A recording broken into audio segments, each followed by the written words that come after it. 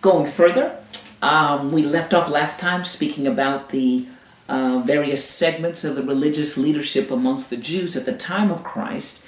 And we spoke about the Pharisees, we spoke about the Sadducees, and we left off speaking about a group called the Herodians, H-E-R-O-D, Herod, being the key element in that name.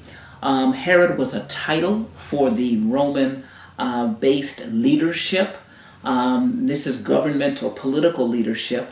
And so those Jews that were willing to be, some would call it in cahoots, others would say that it was just making a step to have a bridge with the leadership that was present, the Roman leadership, to work with them.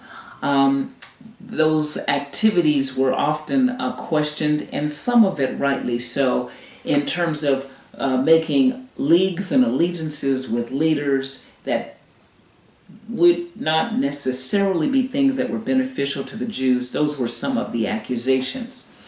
There was a group called the Publicans. You will see that name in Scripture. It was a name for the tax collectors, who were Jewish persons working for the Roman government who collected taxes that had been levied by the Romans against the Jews. So these persons would collect from the Jews, and then they were to turn it into the Roman government.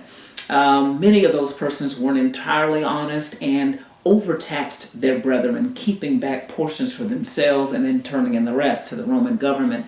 And so in general, publicans were thought very poorly of. Some publicans would fit into the group of the Herodians, but not all Herodians were necessarily a publican. And then the final group were the Zealots. These were those persons who sought to overthrow the Roman government and wanted Israel to have its independence. Some engaged in that activity covertly, and others overtly with uprisings, attempts to overthrow the government militarily, and those actions, as we know during the time of Christ, did not succeed.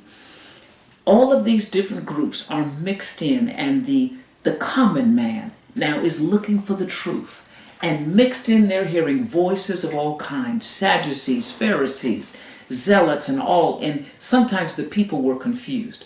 But in the midst of that shows up a man who comes from Nazareth of Galilee. His father was not one of the religious leaders. His father was not a Pharisee or a Sadducee, and he was not from a wealthy home. And he didn't have a pedigree that one would expect for an individual to be a rabbi, a teacher. But out of seemingly nowhere, a man named Jesus shows up. And he's teaching things with power and with authority. He's working miracles. He's casting out demons. Even the winds and the seas obey him. And the people are, who is this? Could it be that this Jesus of Nazareth is the Messiah? And in fact, he is.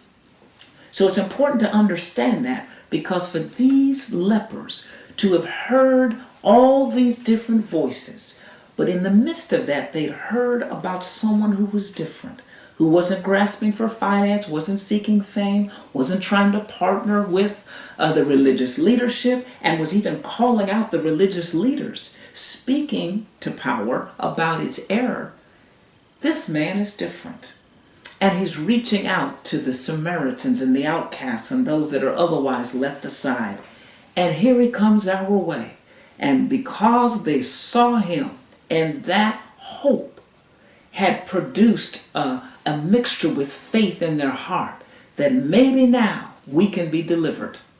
The deliverer is so near, we can't take a chance on him getting away without calling out and seeing if today is our day of deliverance. And they cried, the scripture says, with a loud voice, Jesus, Master, have mercy on us. Hopefully there's somebody today that's saying the same thing. Until next time, we will continue to stay.